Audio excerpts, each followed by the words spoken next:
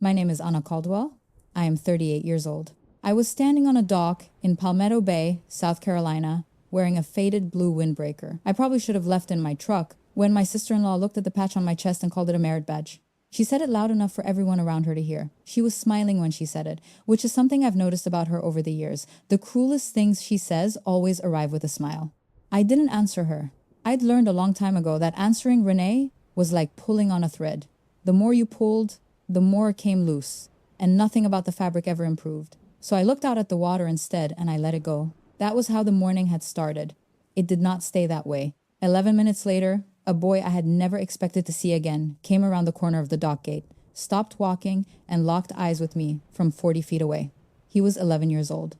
The last time I had seen him, he was 9, and we were both in the Atlantic Ocean in the dark, and the waves were 15 feet high, and neither of us was sure we were going to make it back. His name was Marcus Webb.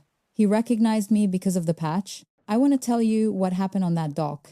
But to tell you that, I need to tell you some things that came before it. Because the dock that morning was not just a birthday party that went sideways. It was 22 years of something arriving at a place where it could finally be seen.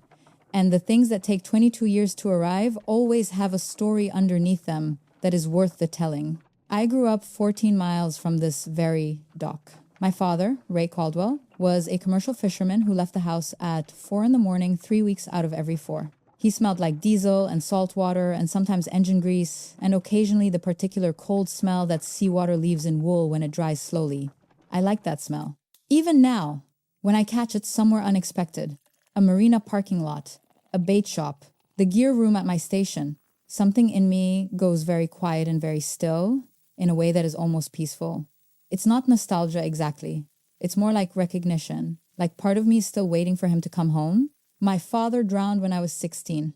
He went out in weather he shouldn't have, with a crew that was 2 men short, in a boat that probably should have been in for maintenance that week, and the storm that was supposed to pass north of them came in closer than anyone predicted. They found the boat 3 days later.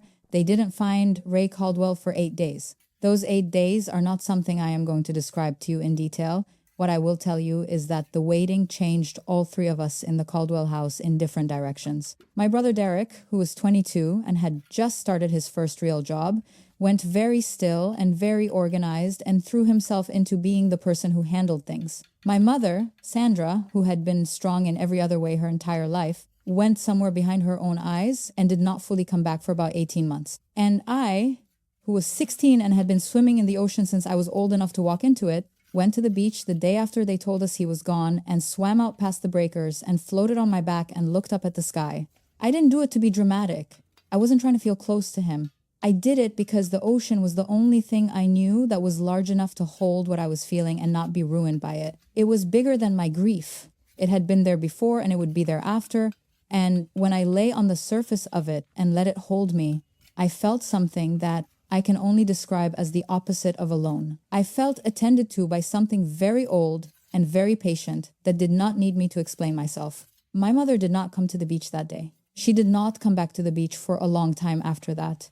And when she eventually did come, she stood at the edge of it and looked at the water the way you look at something you have decided not to forgive. There was nothing of peace in the way she looked at it, only the calculation of someone confirming that her enemy was still there.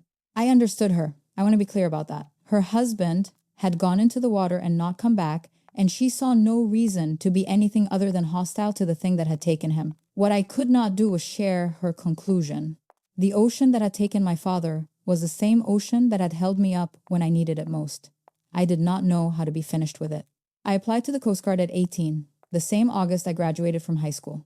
I told my mother at dinner one evening about 3 weeks before I left for Cape May.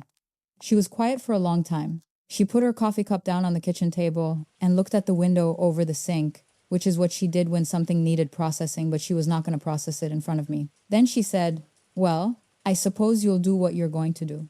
That was not exactly a blessing. It was not exactly a refusal either.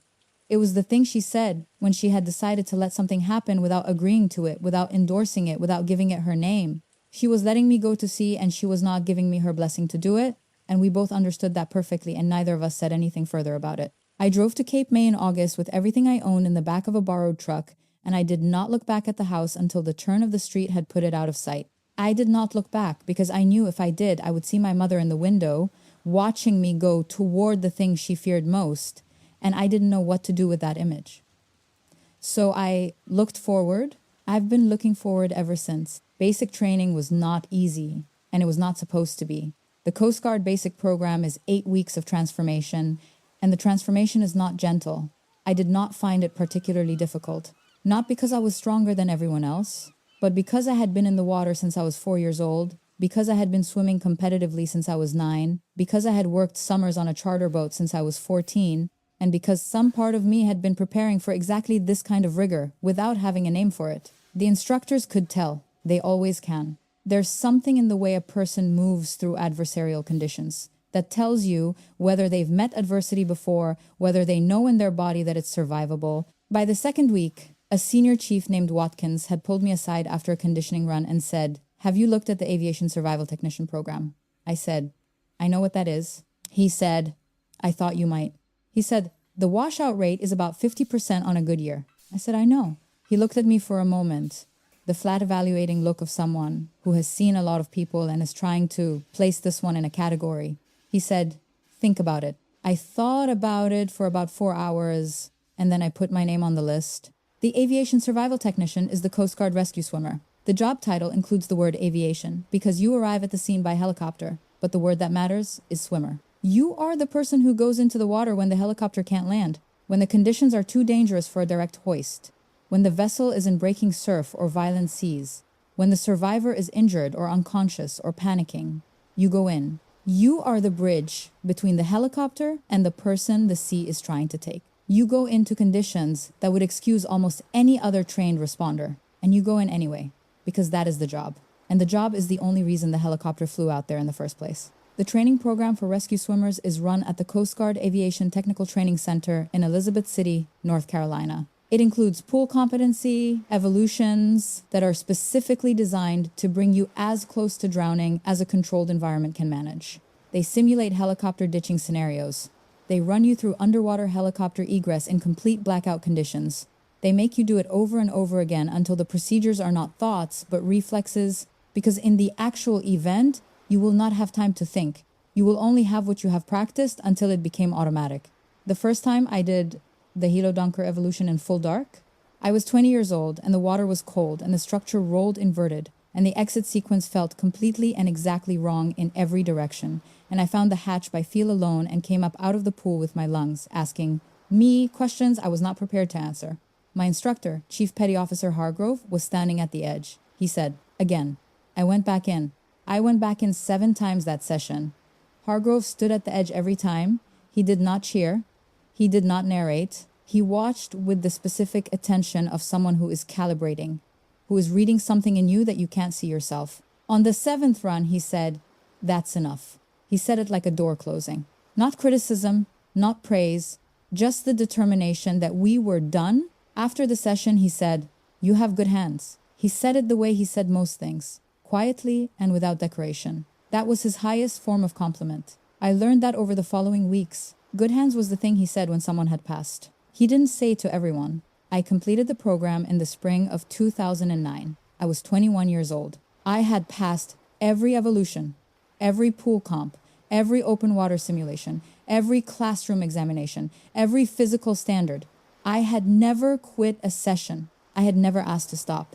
On the day I finished and received my designation as an aviation survival technician, Hargrove shook my hand and said, "You have good hands," one more time, and the repetition of it told me everything. I came home for Christmas that December. My mother made pot roast and Derek opened a bottle of something expensive and we ate at the good table instead of the kitchen table, which was her version of celebrating without making a production of it. Derek was 26 that year and was doing well at his job, and my mother was very proud of him in the open way. She expressed pride in Derek, directly and warmly, with genuine pleasure. Renee was not yet in the picture. Derek was charming and handsome and doing exactly what my mother understood, making money in a field she could explain to people, and she loved him for it. Nobody asked about my training. I did not bring it up. The truth is I didn't know how to talk about it in that kitchen with the pot roast and the good china. Everything about what I'd been through was physical and extreme and specific. And the people in that room with me did not have the frame of reference for it. They had never been underwater in a structure, rotating, inverted. They did not know what a pool comp was or what it felt like to go through a hello dunker at 11 o'clock at night with the pool temperature turned down to simulate winter conditions. The gap between my experience and their vocabulary for it was wide enough that I didn't know where to begin. So I said, "It went well." And my mother said, "Good." And Derek asked if anyone wanted more bread. And that was the extent of it. That was the model for the next 16 years. I worked. The working was everything, and it demanded everything, and it left very little space between itself and the living that happened in the hours around it. In the first 3 years, I assisted on 41 rescues. Not all of them required a swimmer in the water. Some were towing assists, vessel breakdowns in good weather, the kind of call that resolves without anyone getting wet. But a significant number required me to go in, and I went in, and I brought people back, and I went to the station and wrote the report and ate whatever was available and slept for the hours I got. I will tell you about some of those early rescues because they are part of what that patch means, and because the people who wore the word lifeguard in front of my job that morning at the dock had no idea what they were calling small. The first rescue in which I went in the water was in October of 2009. I was 21 years old and had been operationally designated for 3 months. A sailboat with a crew of 2 had capsized in Building C's off Cape Hatteras, which is one of the more demanding stretches of water on the Atlantic coast. The seas were running between 8 and 10 feet. The wind was coming up fast. By the time our helicopter reached the scene, the boat was completely inverted and one crew member was visible in the water and the other was not yet accounted for. The swimmer who went in was a petty officer named Desjardins, who had been doing this for 7 years. I was the secondary swimmer that day, which means I was the backup. I was in the aircraft and ready, but Desjardins was the primary. I watched him go in.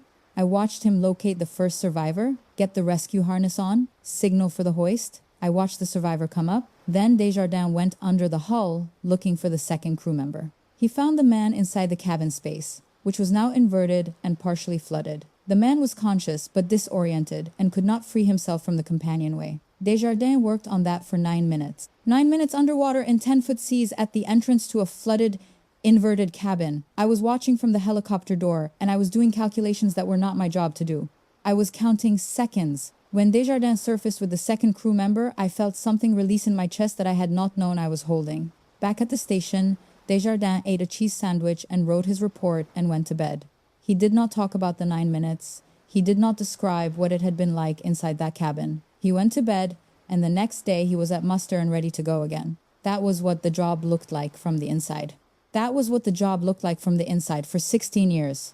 You went in, you got him out, you came back, you ate whatever was in the break room, and you slept until the next call. The list of people who were alive because of what I did grew longer every year, and I knew every one of those rescues by the specifics of them, the sea states and the air temperatures and the decisions I had made and the moments where things could have gone differently. I carried those specifics the way you carry knowledge that has been purchased with real stakes. It doesn't feel like pride.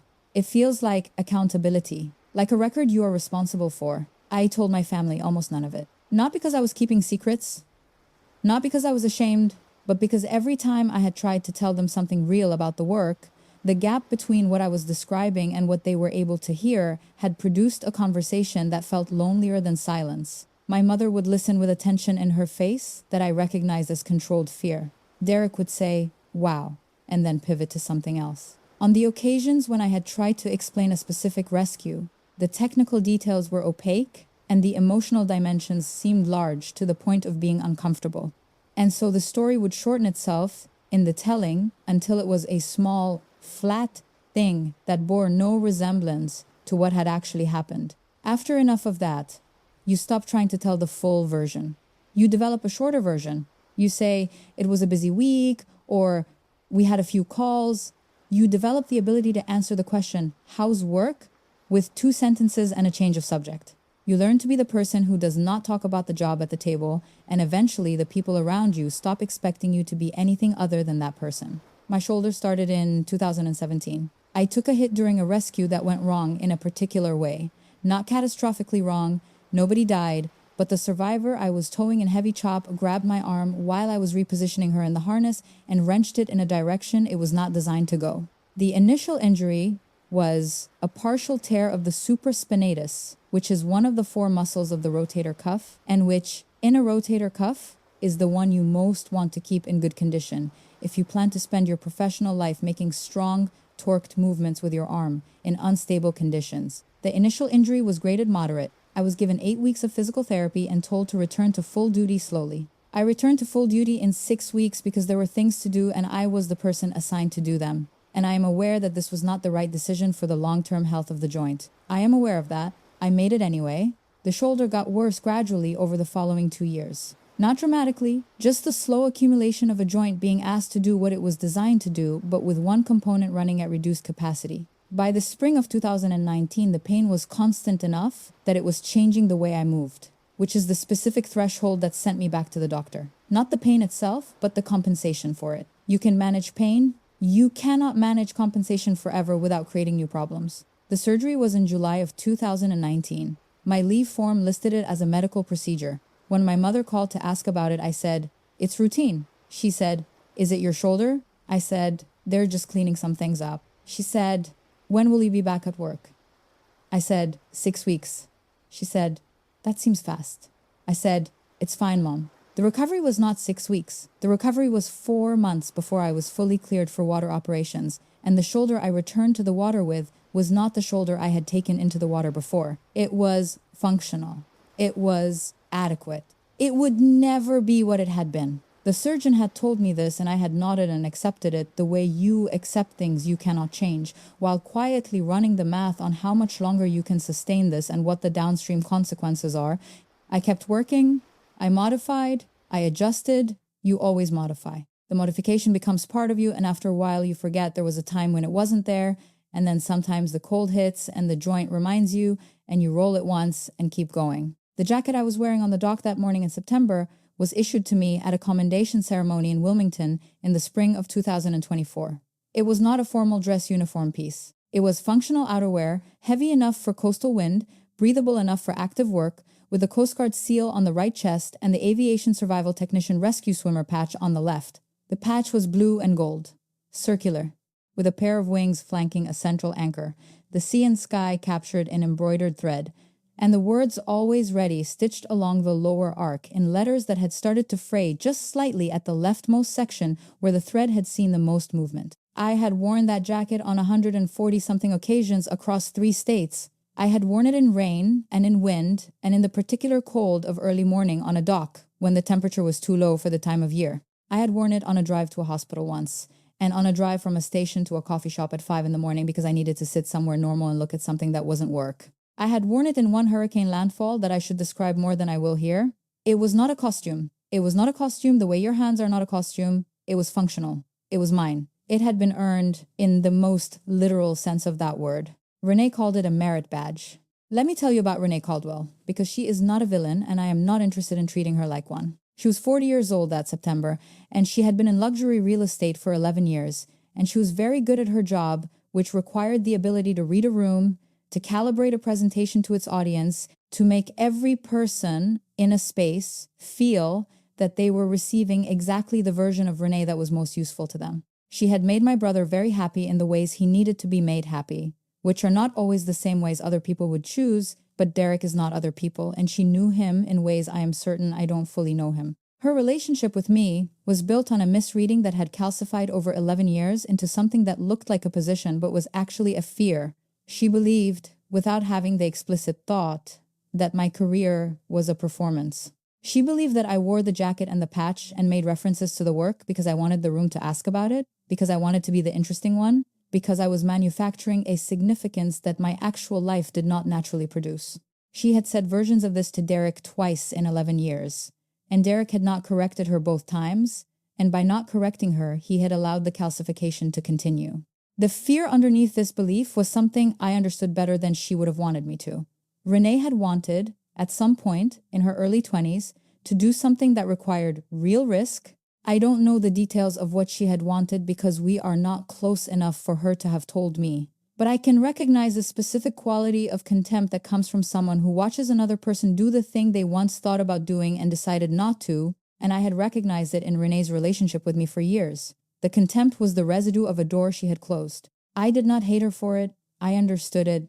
I didn't particularly like her either, and I want to be honest about that, because I was not standing on that dock that morning performing sainthood. I was standing on that dock that morning eating cheese and trying not to look at the water and think about my truck. Derek's 40th birthday gathering was at the Palmetto Bay Marina, which was a 20-minute drive from where I had grown up and 3 hours from where I now lived, in a small gray house on the Canal Road outside Wilmington that I had bought in 2021. I drove down the night before and stayed at a Holiday Inn 8 miles from the marina. Because staying with my mother meant a morning that started 2 hours earlier than any morning needed to start, and staying with Derek meant staying with Renee, which was not a solution to anything. I arrived at the marina at 9:30 on a Saturday morning in late September. The air was cool, maybe 62 degrees, with a light chop on the bay, and a smell of low tide that I noticed the way I always notice it, not quite consciously, but in a place in my body that has been tracking that smell since before I had the words for it. The smell of low tide is the smell of things that have been revealed.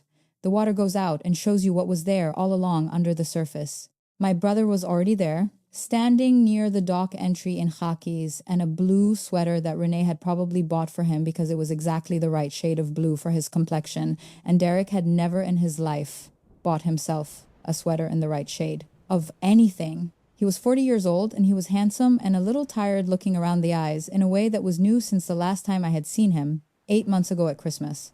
He gave me a real hug, which Derek is actually good at. Whatever else I can say about him, he has always been good at the actual physical act of putting his arms around me and meaning it. He said, "Thanks for making the drive." I said, "Of course. Happy birthday." He said, "You look tired."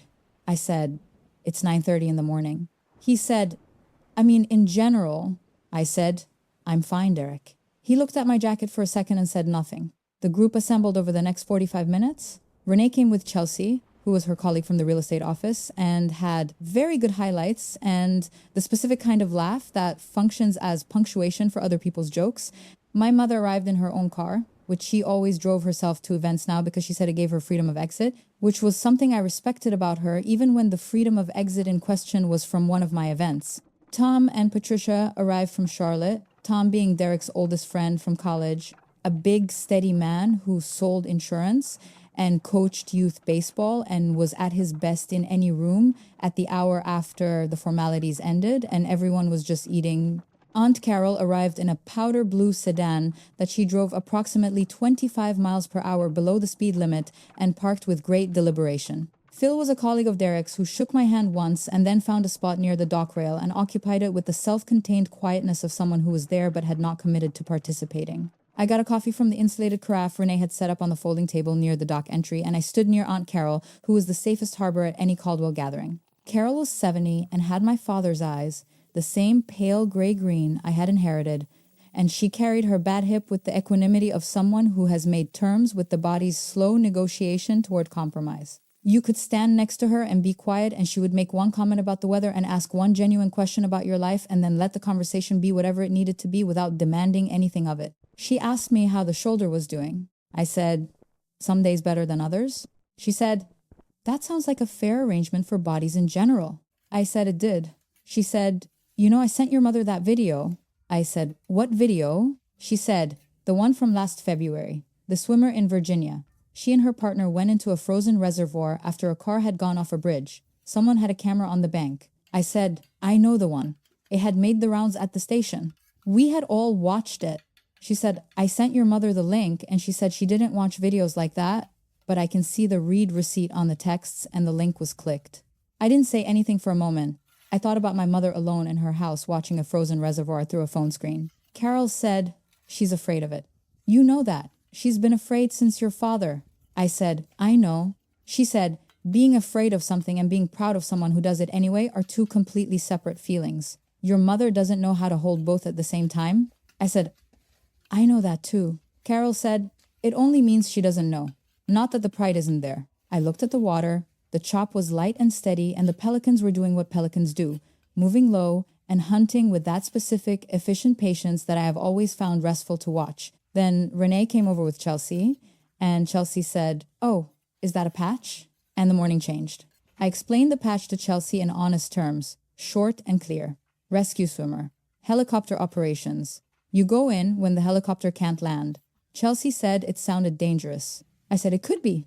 Chelsea said, "Wow, that's so cool." Renee said, "It's a service job. Like a lifeguard with more equipment." She was looking at the patch, the way she looked at things she had already categorized. The looking was not really looking. It was confirming. Chelsea said, "Oh, right." Renee said, "The patches are cute, though." She touched the edge of mine briefly with one finger, the way you'd touch someone's Halloween costume, like a Girl Scout badge. Chelsea laughed, a small, appreciative laugh. My mother was 8 feet away. Derek was 12 feet away looking at his drink. I put a piece of cheese in my mouth and chewed it. I had a text from Brenda Okafor that came in at 9:57. She said, "How bad is it?" She had a particular precision about timing that I had come to rely on. She had known me long enough to know that a gathering of this composition at this hour on this particular dock was going to produce something worth checking on. I typed back, "Merit badge," apparently. She responded in 4 seconds with a photograph of a Coast Guard citation document. She had typed under it, "Show them this next." I almost laughed. I thought about laughing and then put my phone away and looked at the water. Brenda Okafor and I had worked together starting in 2014 when we were assigned to overlapping shifts at Sector North Carolina. She was 2 years older than me and had started in the Coast Guard in a different track, operations, and had cross-rated into rescue swimmer work in her late 20s, which is slightly unusual, and which had required a particular argument with a particular commanding officer that she described once in the break room at 3 in the morning, and that had made me appreciate her in a way that stuck. She was the funniest person I knew in any room in any circumstance. Not performed funny, not comedically strategic, just actually funny, with a precise eye for the specific absurdity in any situation and a willingness to name it. She was also the person who showed up. Not when you asked her to. Before you asked. She had driven 40 miles in a rainstorm once to sit with me for 2 hours after a particularly bad debrief, a rescue that had not gone the way we needed it to go, and she had not said anything that the debrief itself hadn't covered. She just sat there and had coffee and let the silence be companionable instead of accusatory, which is a rare gift, and I had not forgotten it. I had told her not to come to Derek's birthday because it was a family thing. She had said, "That's exactly why I want to be there." I had said, "I'll be fine." She had said, "I know you will. I'm still offering." I had said, "It's fine." She had accepted that with the specific grace of someone who knows when to offer and when to let the offer stand without pressing it. The morning continued. I stood at the far end of the dock and looked at the water and thought about what it would take to get back in my truck. The honest answer was very little. My bag was in the cab. I could be on the highway north in 4 minutes and home by 2 in the afternoon and on my screen porch with my own coffee and my own water and no one saying anything about my jacket. I did not leave.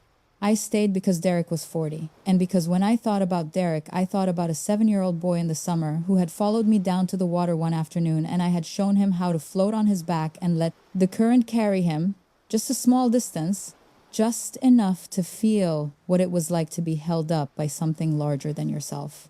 He had laughed. Pure, clean, surprised laughter. The face to the sky, the arms out, the complete surrender to the buoyancy of it. I had never forgotten that. He was still that boy somewhere inside the 40-year-old man in the khakis. I stayed for that boy. My mother came to stand next to me at the far end of the dock. She stood the way she always stood near the water, close enough to see it, far enough to be clear she was not at peace with it. She looked at my jacket and said, "You could have worn something nicer, Anna." I said, "It's a dock, Mom." She said, "It's your brother's birthday." I said, "I know. I drove 3 hours for it. The jacket is clean." She said, "It looks like you came from work." I said, "I came from Wilmington." She looked at the patch for a moment. She said, "Renee's put a lot of effort into today." I said, "I can see that." She patted my arm once, the gesture she used when she decided a conversation was over, and she went back toward the group. I thought about the truck again. 4 minutes. That was when the dock gate opened and Marcus Webb came through it. He was with his father, who came through the gate 2 steps behind him carrying a dry bag and a folded rental receipt, and looking at his phone for the slip number. Marcus was ahead of him by half a step, walking with his hands in his pockets and his chin slightly up, the way 11-year-old boys walk when they are trying to look like they know exactly where they are and where they are going. He came around the corner of the dock entry and started moving toward the slip area. Then he saw me. He stopped walking. Just stopped. Completely. Mid-step. With one foot slightly raised and the momentum of his body continuing forward for half a second before it registered that his feet had stopped. He looked at my face, then he looked at the patch on my chest, then he looked at my face again. His mouth opened and nothing came out. His father walked into his back 2 seconds later because the sudden stop had not been telegraphed. James Webb said, "Hey, watch it, bud," without looking up, and then he looked up. James Webb was 35. He was not a large man, but he had the kind of solidity that comes from having been through something, the physical residue of experience that exceeds capacity and is metabolized slowly into substance. He had dark circles that were not new. He had a jaw that went tight when he saw me, and I watched something move through his face, something I had seen before on other docks and in hospital corridors and once in the parking lot outside the station after a night that had been very long. It was the face of a person who has been doing fine, who has made peace with something, who has built a working life on top of a bad event and gotten pretty good at not looking at the foundation, and then something has come along and set the event in front of them again without warning. He said, "Anna Caldwell." He said it quietly, not as a question. I said, "Yes." Marcus started walking toward me. He walked the way children walk when they are caring too much to think about how they look. Not fast, not slow. Deliberate, one foot and then the other, like he was making sure each step landed before he committed to the next one. When he was about 10 feet from me, he stopped again, and I could see his face clearly, and I could see he was working very hard at something with his expression and losing. He said, "Lieutenant Caldwell." He was the only person in 18 months who had called me that. The last time I had heard my rank and my name together in that order was in the formal ceremony, a room of dress uniforms and folded flags and people who understood what the words referred to. The sound of it from this boy at this dock in this morning hit somewhere unexpected. I said, "Marcus." "Hey." He covered his face with both hands and started to cry. Not quietly, not the manageable crying of someone who has decided to express something. The heaving, full-body crying of someone who has been holding something for a long time without knowing they were holding it, and it has now found the exit without asking permission. His shoulders shook. He made sounds that had no words in them. Behind him, his father had both hands on his son's shoulders, and James Webb's eyes were wet, and he was looking at me over Marcus's head with an expression I did not have a single word for. The dock went very quiet. I was aware, without turning to look, that the people behind me had all stopped. That Renee was somewhere behind me, and Chelsea and my mother and Derek and Tom and Patricia and Aunt Carol and Phil. I could feel the silence of them. I could feel the shift in the air when attention pivots from one place to another. I stepped forward and put my hand on Marcus's shoulder. I said, Hey, I've got you. You're all right." That made him cry harder, but he reached up with both hands and grabbed the front of my jacket, the old faded windbreaker with the fraying patch, and he held on to it, not pulling, not breaking it, just holding it, the way a person holds something they weren't sure they would get to touch. James looked at me over his son's head. He said, "I'm sorry. We had no idea you'd be here. We're just here to rent a boat." I said, "Don't apologize for this. Please don't apologize for this." I put my other hand on Marcus's back, and I thought about the night in November of 2023. The call came in at 2:17 in the morning. A 24-foot recreational vessel had taken on water approximately 12 miles off the coast, caught in a storm system that the forecast had projected to pass north of the area, and which had not passed north of the area. It had come in closer and come in faster, and the wind speeds on scene when we arrived were 38 knots with gusts to 45. The seas were running at what the official report would later categorize as Sea State 5, which is waves between 8 and 13 feet. The actual conditions when our helicopter reached the scene were closer to 15 feet in the highest swells, the kind of waves that don't give you any time between them. The vessel had 2 people aboard. The adult male had managed to get an emergency position indicating radio beacon signal off before the boat went in too far. The adult male was James Webb, the minor was Marcus. The rescue swimmer assigned to the deployment that night was Petty Officer First Class Costa, who had been dealing with a middle ear issue for 5 days, and who, when he did his pre-flight pressure assessment, failed the equilibrium check. He could not go in the water. We were already airborne and turning toward the scene. Our flight mechanic, Petty Officer Garcia, looked at me. I was aboard as the secondary swimmer because the conditions anticipated on the scene had made the crew brief recommend 2 swimmers in the water. I was now the primary swimmer. I said, "I've got it." Garcia ran through the checklist with me on the way out. He was thorough, which was his way, and I was grateful for it. By the time we reached the scene, I had reviewed the equipment twice and the harness configuration once, and the extract protocol, until it was not a thought, but a sequence. Our helicopter put us over the position at 3:04 in the morning. The boat was going under. It was listing hard to starboard, and the bow was already below the surface, and the stern was going In the water, approximately 30 meters from the vessel's last position, I could see a light source. One of those clip-on emergency strobes that you keep in your life jacket, and it was moving in an irregular way that told me it was attached to something that was working to stay up, not something floating. That was James and Marcus in the water. The waves were too high for a direct approach to hoist. The helicopter was being pushed around significantly in the gusts, and Garcia was calling the position corrections to our pilot, Lieutenant Barros, every 30 seconds to maintain anything like a hold over the target. Barros, who was the best stick I'd ever flown with, was managing the aircraft with the focused expression of someone doing the hardest version of something they are very good at. He said, "Swimmer, your call." I looked at the water. I looked at the 2 points of light in it. I looked at how the sea was running and where the current was pushing things and what the entry angle was going to look like. I said, "I'm going in." The Atlantic in November is cold. Off the Carolina coast, water temperature in November runs between 53 and 57 degrees, depending on current and depth. That night, the surface temperature at our entry point was 54 degrees. At 54 degrees, the human body loses fine motor control in the hands in approximately 12 to 15 minutes.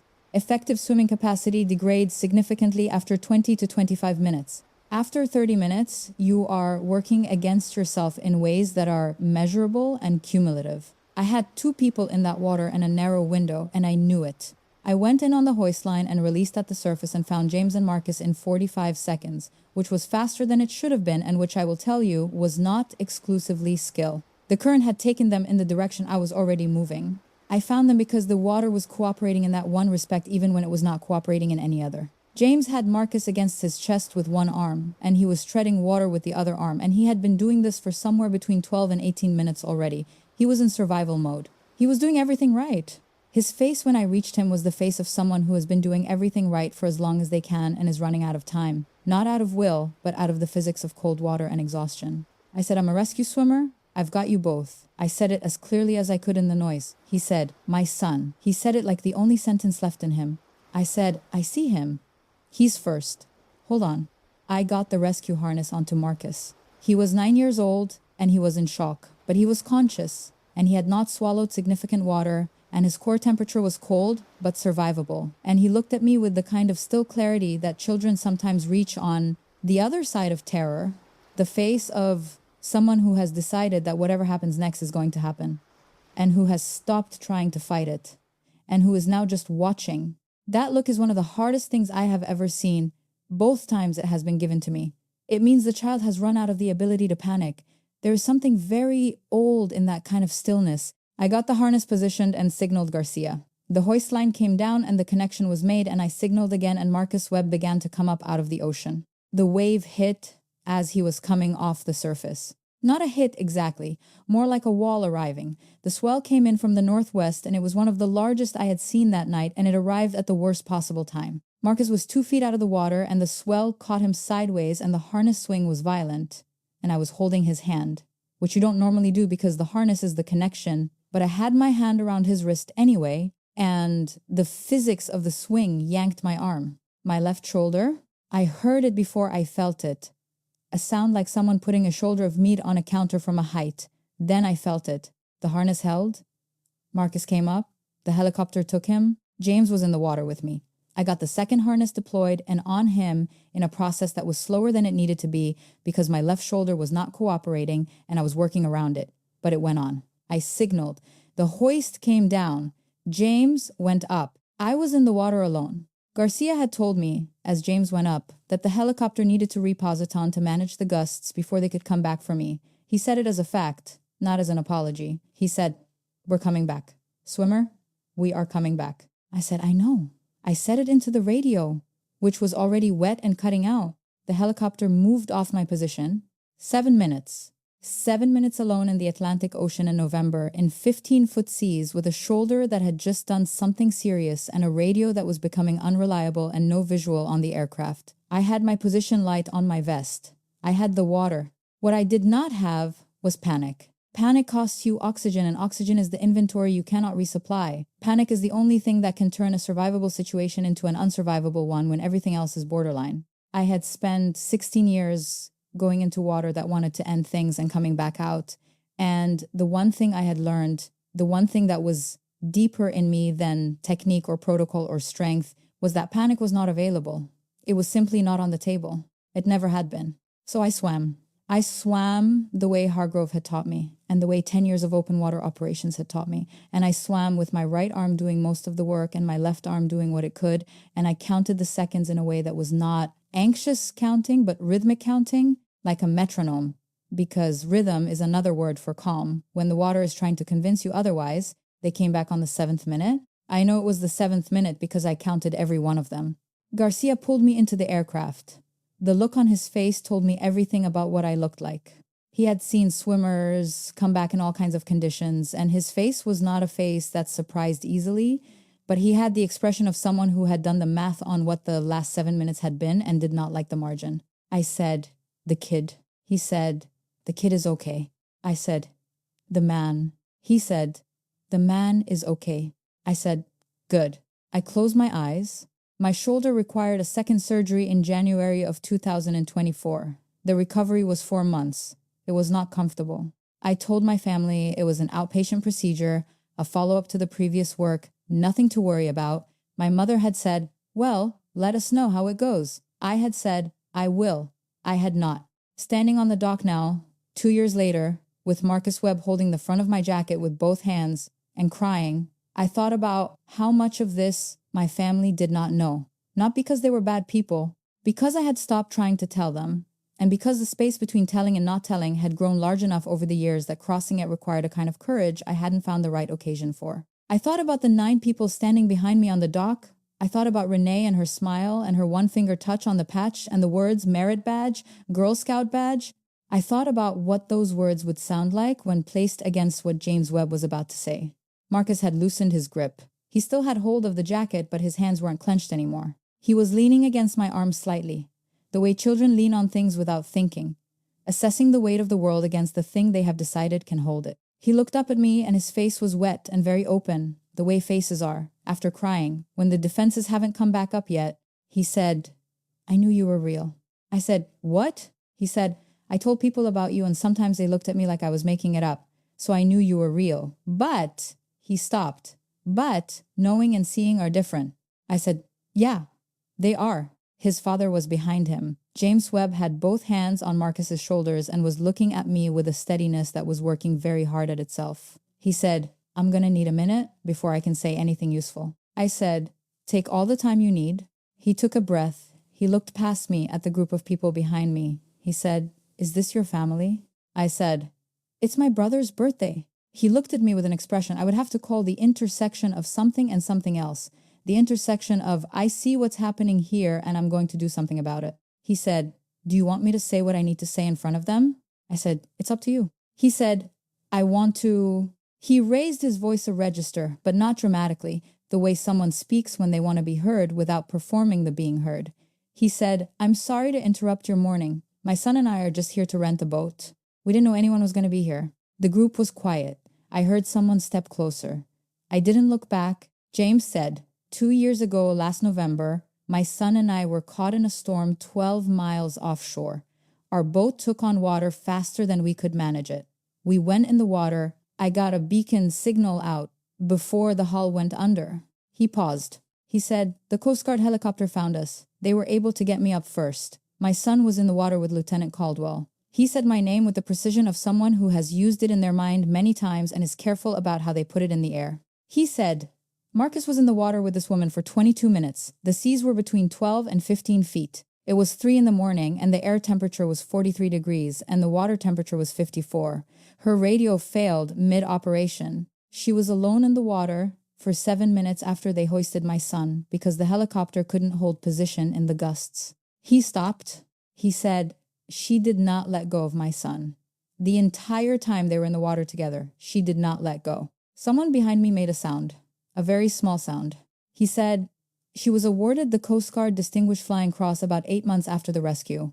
It's one of the highest decorations issued to active Coast Guard personnel. It's awarded specifically for heroism in aerial operations." My son and I were at the ceremony. He let that sit for a moment. Then he said, "Was anyone else there?" I looked at Derek. Derek looked at me and his face was doing a thing I had not seen it do since we were children.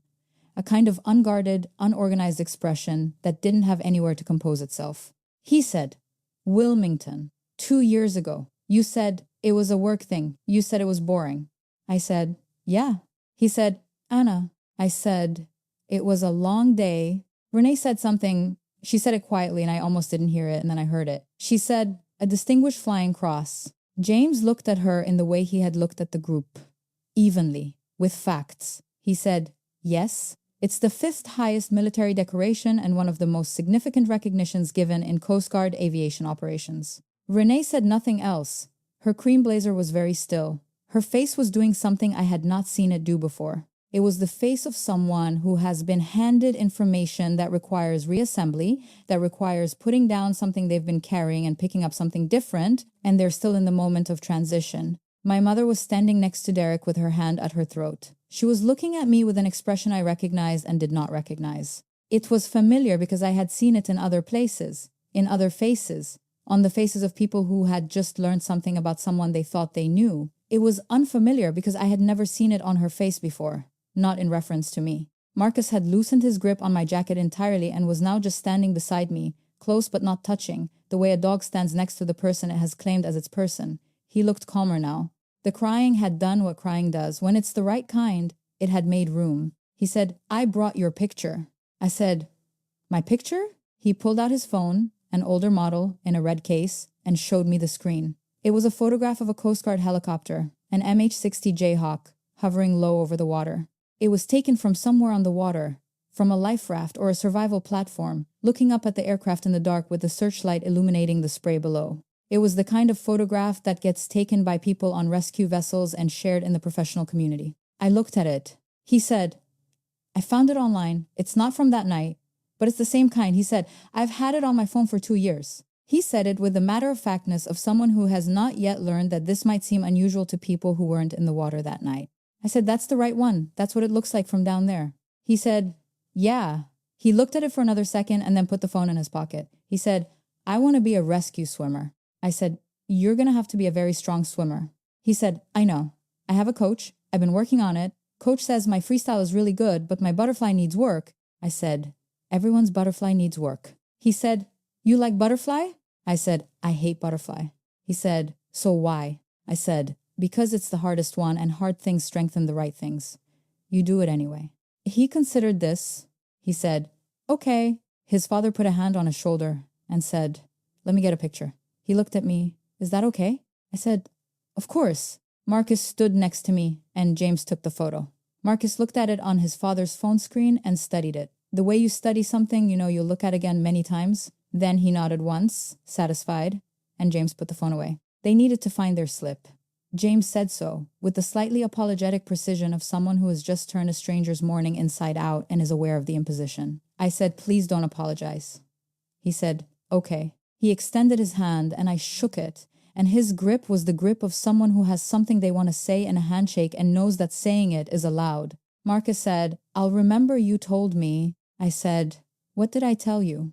He said, to swim this out. You kept saying it. In the water. We're going to swim this out. I said, did I? He said, 12 times I counted. I started counting around the 4th time.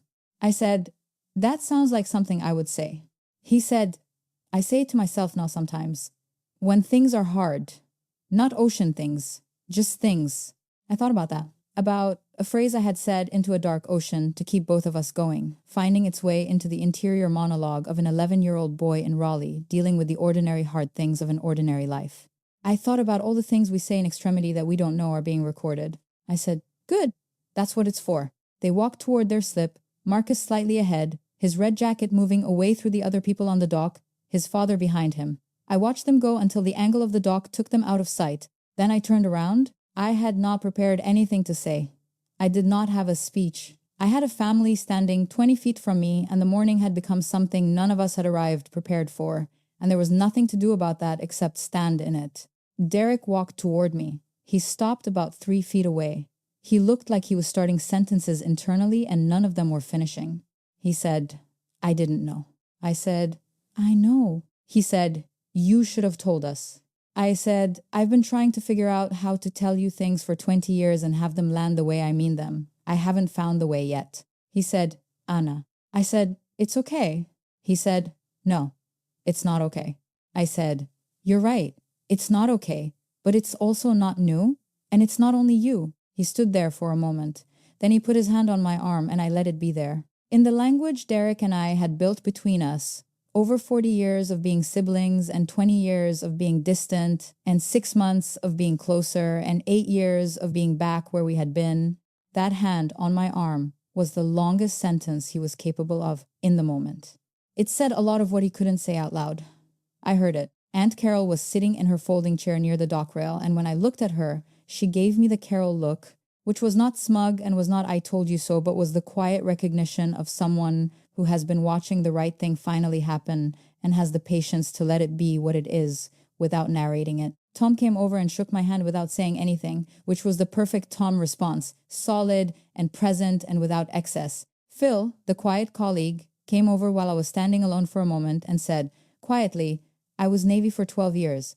I recognized the patch this morning. I should have said something. I said, you didn't know what you were walking into. He said, still. I said, it's okay. He said, it's not though.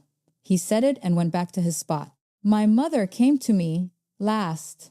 She came slowly, with the deliberation of someone who has been turning something over for a while and has decided, finally, that the cost of turning it over forever is higher than the cost of putting it down. She stopped in front of me. She looked at the patch and then at my face, and the way she looked at me was different from every other time she had looked at me standing near water. She said, you had another surgery. I said, yes. She said, you told me it was routine. I said, it was routine. Routine for what I do. She said, Anna. I said, Mom? She said, I watched the video, the one from Virginia. I told Carol I didn't watch things like that. I said, I know. You told her. She said, I watched it 7 times. My throat did something. She said, the swimmer in the frozen water. How does she not know it's that cold? How does she keep going? I said, you stop feeling the cold after a while. You go past it. She said, how?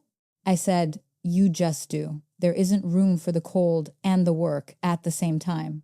You choose the work. She put her palm against my face. Her hand was small and warm, and the gesture was so old, so from the very beginning of me, that I went very still under it the way I went still as a child when she touched me like that, which was when I was sick and when I had been hurt, and not often otherwise. She held her hand there for a moment. She said, I want you to know that I am proud of you. She said it with the specific weight of someone who has been carrying it and has decided to set it down, not because it was too heavy, but because the carrying had been the wrong choice all along. I said, okay. She said, I should have said it more. I should have said it a long time ago. I said, it's okay. She said, it's not. She almost laughed. It's not okay, Anna, but I'm saying it now, and I mean it, and I need you to hear it. I said, I hear it. She took her hand from my face and stood up straight and looked at the water. She stood there, looking at it for a long time. Not the calculating look of someone confirming an enemy's position, but something different. Something more like the long look of someone who is finally attempting to see a thing without the lens of old grief. She said, your father would have been so proud. I put my hand on the small of her back. We stood there together and looked at the water. After a while, Chelsea said she was going to get more food, and the moment broke, the way moments do when they've done what they needed to, and people started moving. The day rearranged itself around what had happened. Not dramatically, not with any ceremony, but the air of it was different from what it had been. The merit badge comment had been absorbed into something larger than it, and whatever remained of it was not Renee's property anymore. Renee came to stand next to me at some point in the late morning while the others were talking. She came without announcement and stood about 2 feet to my left and looked at the water. She said, I didn't know. I said, I know you didn't. She said, I've thought some things about you that weren't fair. I said, probably. She said, the jacket. I thought, she stopped, started again. I thought you were performing something. I said, I know what you thought. She said, that wasn't fair. I said, it wasn't. A silence between us. She said, I'm sorry about what I said this morning and about what I've said before. I thought about what the right thing to say was, the generous thing and the honest thing, and I thought maybe they were the same thing. I said, you've been working with what you had. Most of us are, most of the time. She said, That's more than I deserve. I said, maybe, but it's true. She looked at the patch on my chest. Not the way she had looked at it that morning. This was actual looking. She said, does it hurt the shoulder? I said, some days worse than others. She said, I'm sorry. I let that land. I said, it's okay. We stood there for a moment without speaking. And what settled between us was not forgiveness and not repair, but something like the first agreement that two people make when they've decided to stop being at war. It was not warm. It was functional. It was the beginning of something that might, over a long time, become better than what it had been. She went back to the others. I stayed at the rail for another minute and I texted Brenda. I just sent 3 words. You should have come. She sent back. What happened? I started typing something long and deleted it. I sent. The patch worked. She sent back 3 laugh icons and then I always knew it would. Then she sent, tell me everything later. I'll bring food. I sent, deal. The boat trip in the afternoon was not the event any of us had arrived expecting. It was better. Not because anything was resolved or because anyone had been transformed. People are not transformed in an hour. But the air of the afternoon was different from the air of the morning. Something had been opened up, or in, or through. And the group was breathing in a room with a window now, instead of without one. Derek sat next to me on the boat and said, tell me about the training. He said, like, what is the actual hardest part of it? I looked at him. He said, I mean it. I want to know. Actually, I told him some of it. I told him about the pool comps. What it felt like to go through the helo dunker in complete darkness at 11 at night when the water temperature had been brought down. I told him about Chief Hargrove and what good hands meant. I told him about the first time I went in the water as a primary swimmer and what I had been thinking on the way down. I told him about the night of the Marcus rescue, a different amount of it than James had told on the dock, more technical, more interior. I told him about the 7 minutes alone.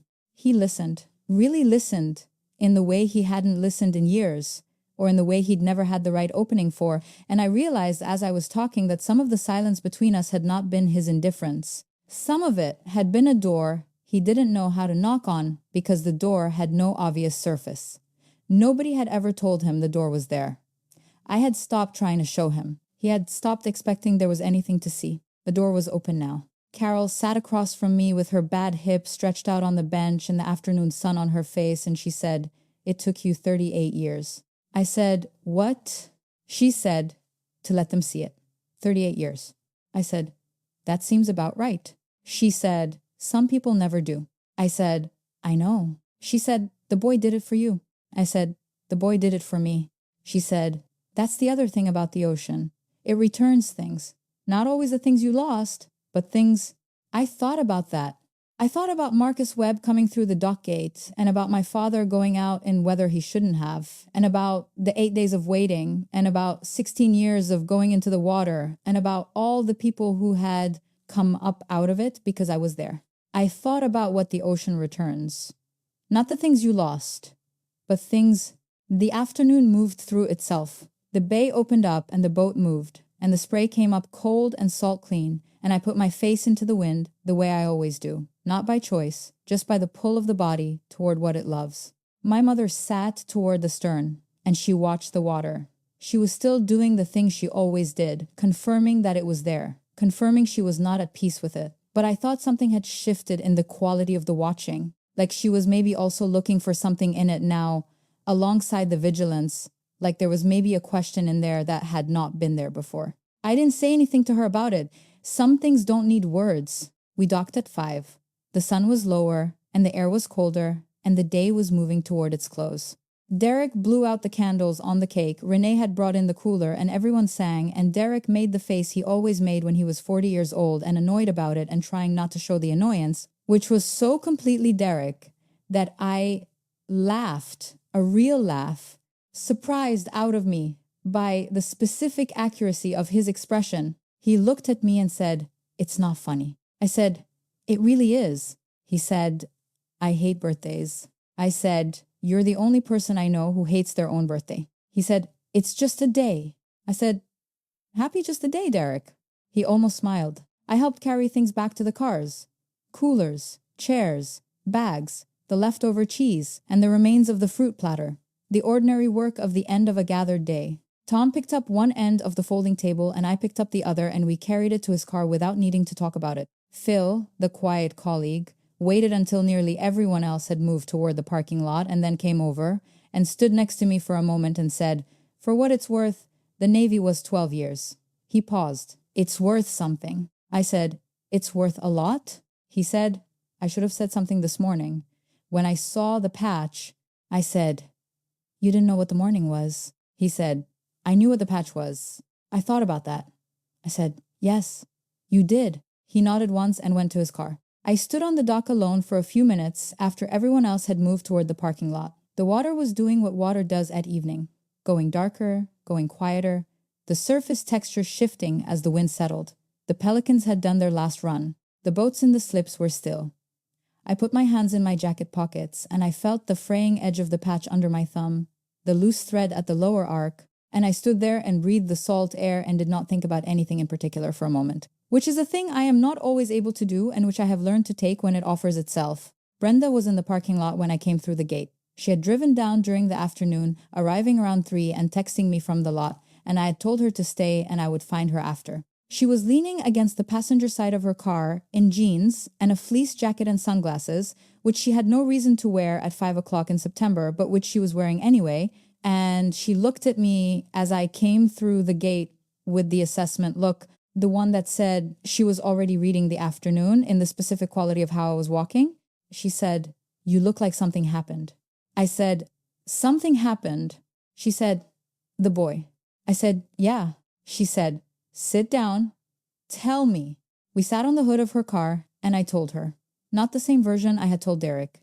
A different one, with different emphasis, because Brenda understood the operational components and needed less explanation of those and more of the human architecture of the afternoon. She listened without interrupting, which was not her natural mode, but which she reserved for the things that required it. When I finished, she was quiet for a moment. She said, "Of all the docks in all of South Carolina," I said, "I know." She said, "And the merit badge comment was already out there." I said, "It had already happened." The comment was about 3 minutes old when Marcus came through the gate. She said, "So the comment is just hanging there in the air when this kid comes up and starts crying and his father tells them what you did." I said, "Yeah." She was quiet again. Then she said, "Anna." I said, "What?" She said, "That's the only way it could have happened. That specific sequence, if it had gone any other order, it wouldn't have landed the same." I thought about that. She said, "If Marcus had shown up an hour earlier, before the comment, it would have just been a moment. Beautiful, but a moment. The comment created the context." She paused. The universe has a sense of timing sometimes.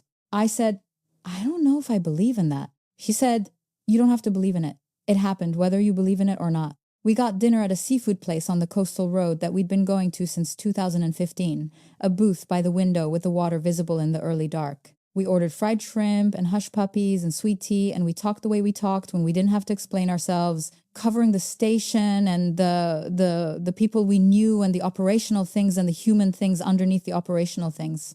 At some point she said, "Do you know what I think about when I'm in the water? Not when it's bad, just in general." I said, "What?" She said, "I think about the next wave. Just that one. Not the one after it, just the one in front of me right now." I said, "Yeah, that's about right." She said, "I think about that everywhere, if I'm being honest. Not just in the water, one wave at a time." I said, "I'm working on that." She said, "You've been working on it for a while?" I said, "It's a big project." She said, "How's your shoulder?" I said, "It's cold, so it's louder than usual." She said, "Did you roll it today?" I said, "A few times." She said, "Let me see." I moved my left shoulder in a slow circle, the careful arc of a joint that has been rebuilt and never quite forgot what it was before. I felt the catch and the pull and then the settling. She said, "That's better than last winter." I said, "Yeah, a little." She said, "You keep working." I said, "I always do?" She looked at my jacket. She said, "The fringe on your patch is getting worse." I looked down at it. She was right. The loose thread at the lower arc had extended further over the course of the day, movement and wind and one small boy gripping the fabric with both hands. I said, "I've been meaning to get it resewn." She said, "Don't." I said, "It looks ratty." She said, "It looks used. That's different." I looked at her. She said, "Some things are supposed to look like they've been used. The use is the point. The wear is the record." You take something that has been in the water and in the wind and through what you've been through, and you send it to a seamstress, and she puts new thread on it, and it looks clean, and it doesn't look like yours anymore. It looks like a prop. I looked at the patch for a long moment. The gold wings, still clear. The anchor, still solid. The lettering, still legible. The words always ready, still true, even with the bottom thread coming loose. The blue that had been a brighter blue once and was now the blue of something that had been through things. The small fringe at the bottom edge that was the record of all the times I had worn this jacket into wind. I said, I'll think about it. She said, you'll leave it. I said, probably. She said, eat your shrimp. I ate my shrimp. The water was dark outside the window. A few lights moved on the far side of the bay, slow and deliberate. I watched them for a while. There is a quality to lights on dark water at night that is different from lights on land. They seem earned, like they worked to get there, and now they are resting on the surface of something that tried to put them out and failed. I drove home at 9 o'clock. The highway was quiet and the window was cracked and the cool September coastal air came in the way it does. When summer has finally finished its negotiation with autumn and autumn is taking over, clean and thin and carrying the smell of salt from many miles in any direction. I had the radio off. I drove in, the specific quiet that the end of a long and unexpected day produces. The quiet that is not empty, but full of all the things that happened, settling into their places. I thought about Marcus Webb going back to Raleigh with a photograph on his phone of a Coast Guard helicopter and a phrase to say to himself when things were hard. We're going to swim this out. 12 times I'd said it, and he'd counted them, and now he carried them in the toolkit of an 11-year-old navigating the ordinary difficulty of being alive. I thought about my mother's hand on my face. I thought about Derek on the boat saying, tell me about the hardest part. I thought about Renee saying, I didn't know. 2 words that were not sufficient and were also something. The beginning of an accounting that would take longer than an afternoon. I thought about Phil, the quiet colleague, saying, I knew when I saw the patch. The specific dignity of one person seeing another person's record of service and recognizing it for what it was without needing to be told. I thought about Aunt Carol saying that the ocean returns things, not the things you lost, but things. I thought about Marcus's finger on the gold stitching. Careful, knowing. I thought about the difference between his touch and Renee's touch that morning on the same patch. Identical in form, opposite in everything else. The difference between touching something to confirm it can be dismissed and touching something because you know what it means. I thought about what it takes to be seen by the right person at the right moment, about how long you can go without it, about what it costs to go without it, the specific low-grade cost that doesn't look like anything in particular from the outside, but that is always there.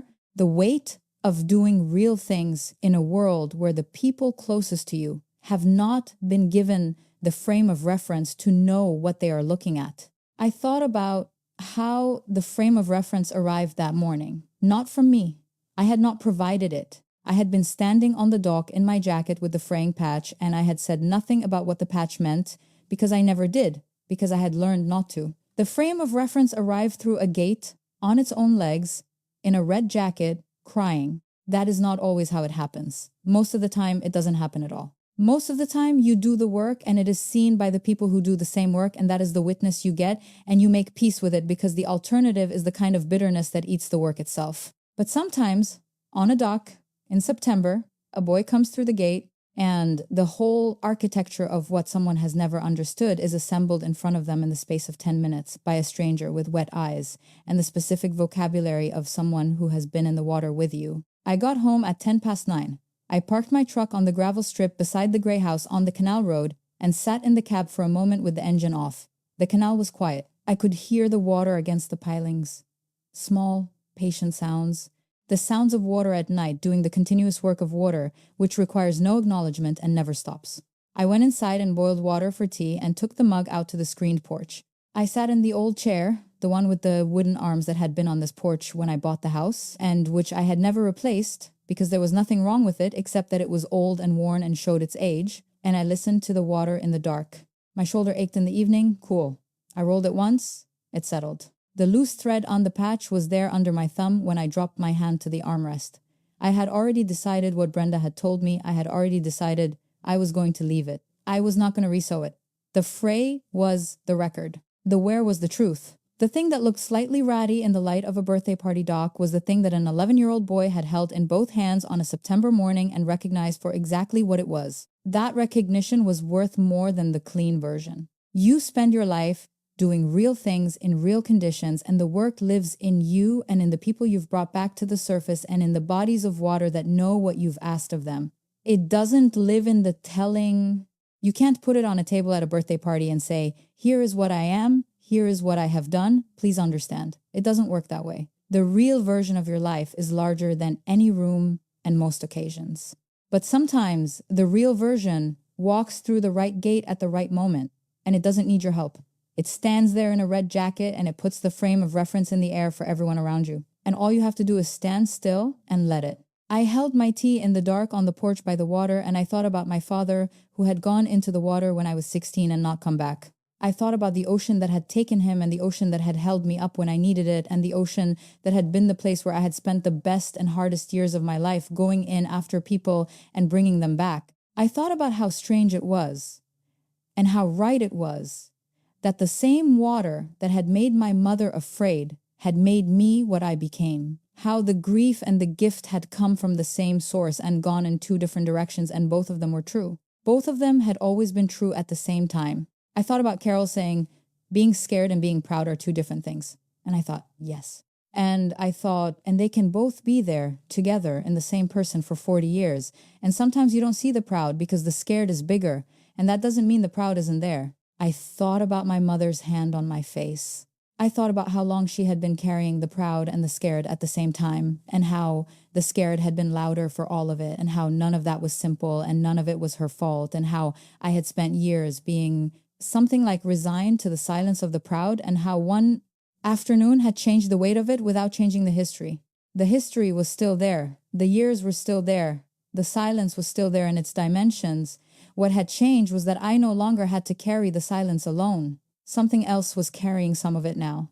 James Webb had carried some of it onto that dock and put it down in front of people who needed to see it.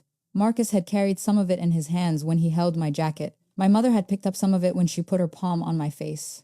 I didn't feel lighter exactly. That is not the right word for what changed in me that evening.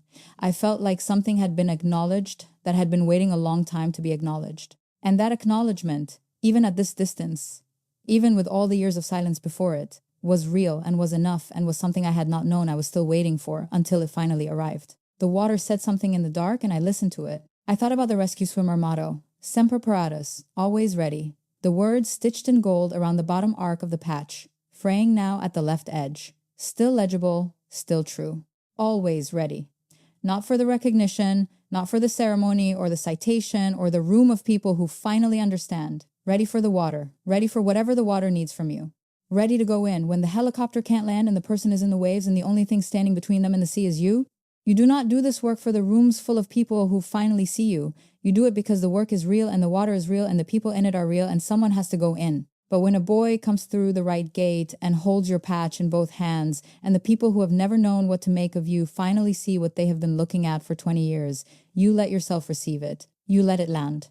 You don't minimize it and you don't perform gratitude and you don't fold it down to the size that fits more comfortably in the space. You let it be the size it actually is. And then you drive home and make tea and sit on your porch in the dark and you listen to the water that has been there through all of it. The water that knew the whole time, and you let the night be what it is.